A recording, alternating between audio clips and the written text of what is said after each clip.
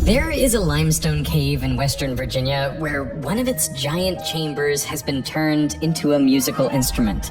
They call it an organ, but it's like no other organ on the planet. It relies on electromechanical mallets, steel bolts, electric guitar pickups, and the main vibrating material, limestone.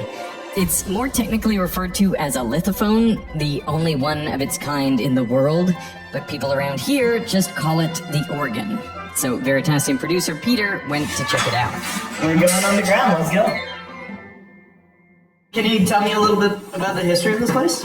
Luray Caverns, discovered 1878, and in fact, to your right is where they first came in. Oh, no way. On August 13th, 1878, a group of hunters felt a cool breeze coming from a small hole in the ground. Putting down their rifles, they began to dig, making a hole big enough for the smallest of them to fit through. Andrew and Quint had only a candle for light as they lowered themselves down into the hole. They spent the next few months exploring. They kept finding giant caverns connected by narrow passageways. The ceilings and floors were covered in stalactites and stalagmites.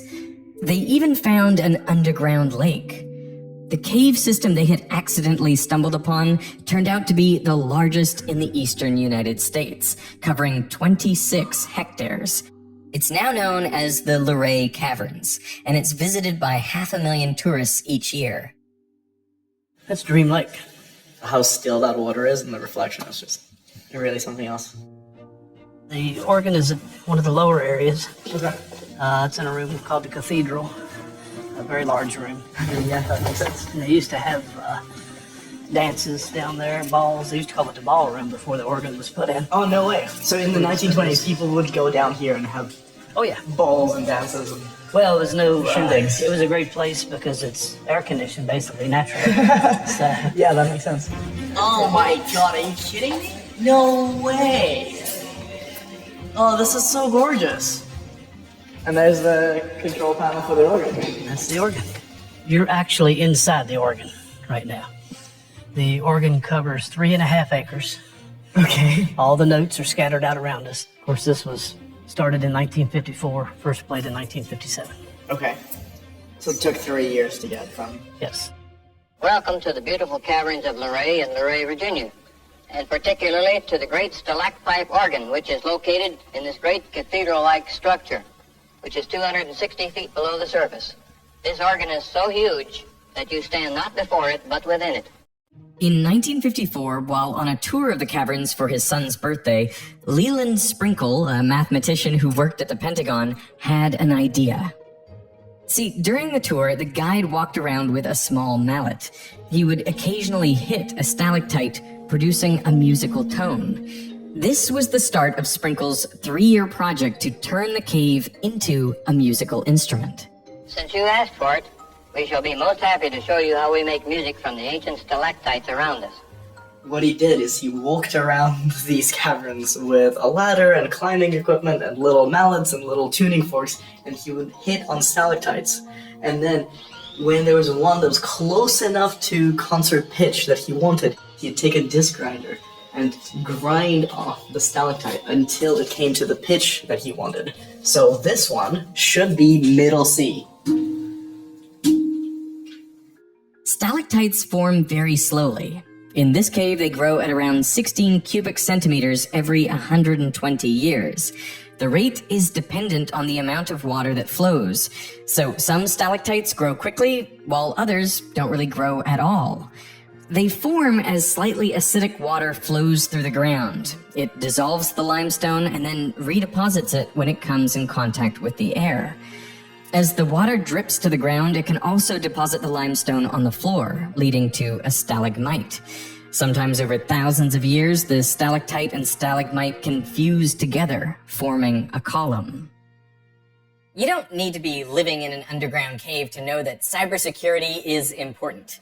One of the things you can do to keep your identity safe is to use a virtual private network, like our sponsor, NordVPN. It hides your IP address. And one thing I love about NordVPN is how fast their speeds are, which is especially useful when connecting to streaming services in faraway locations to watch content that's only available in those regions. I've been traveling around a lot recently, but hockey season has started, so I've been using NordVPN to watch NHL games while I'm here in Australia. Go Canucks. I just connect to the NordVPN servers in the US, and then I can see everything I want. So to try it out for yourself, go to nordvpn.com/Veritasium. If you click that link in the description, you'll get a huge discount on a 2-year plan plus an extra 4 months free. So use our link, nordvpn.com/Veritasium, for the best deal out there on NordVPN.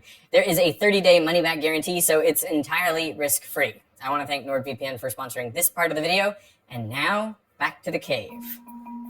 If you tap on a stalactite, then, like a tuning fork, it vibrates at its resonant frequency.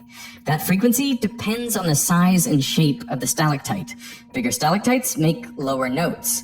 And it also depends on the elastic modulus of the material. In this case, it's all limestone. So to adjust the resonant frequencies, Sprinkle shaved a bit off the end of some stalactites, putting them into concert pitch. The organ wasn't connected to the console when we visited, so Peter didn't get a chance to play it. But Rob Scallon, who has a great YouTube channel, made a video about it a couple years ago. We asked him what it's like to play a cave. It's hard to describe the feeling of playing a cave.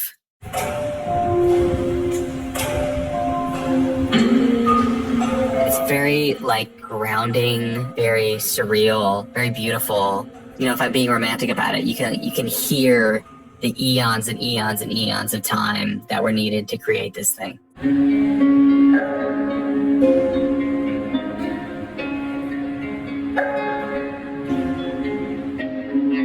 The cave is, of course, huge, and all the notes are in different places. So some are further away, some are closer, some are amplified near you, some aren't. And I love reverb, and the amount of reverb in this room is just so immense, and the notes are so pure and beautiful, and they're in different places, so they have different reverb. It's a very hauntingly beautiful type of sound.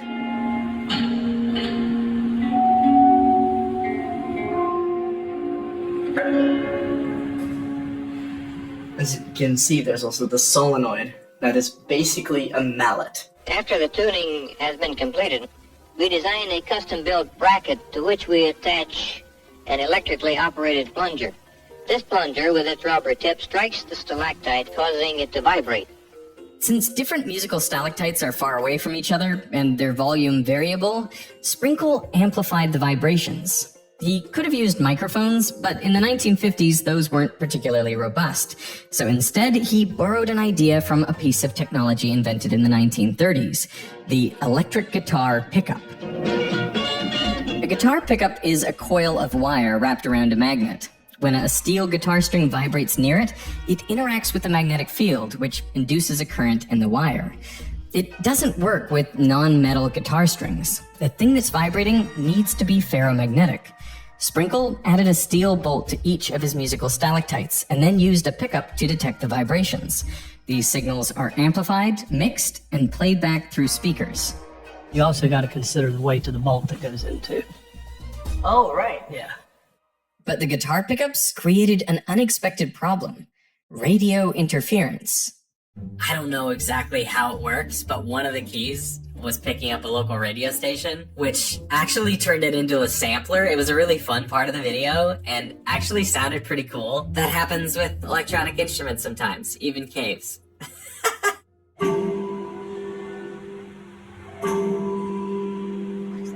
It happens every time I hit that key.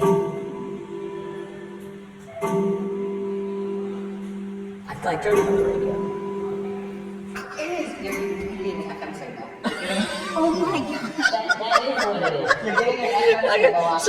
So the radio is here. I thought, is that a human voice? Is that It's like the AM radio. AM station across the street. If they were tuned in, 1957, have they become longer and hence gone out of tune? Well, he tried to pick stalactites that are inactive.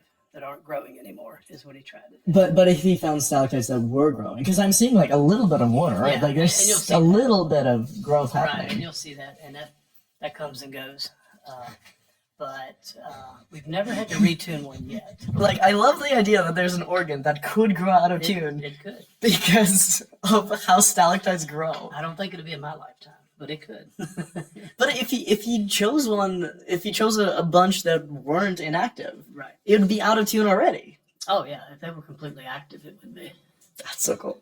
It's very mad scientist. He definitely couldn't get away with it now. Like going into a place like this and then just starting to shave off the stalactites that took eons to be created by nature. Thankfully, it stays in tune because I can't continue shaving off the parts of this cave. This is just such a strange and beautiful and kind of insane project to take this gorgeous cavern and make it even more beautiful by turning it into a musical instrument. This structure has been being created drop by drop for an unfathomable amount of years. And that's pretty awe-inspiring.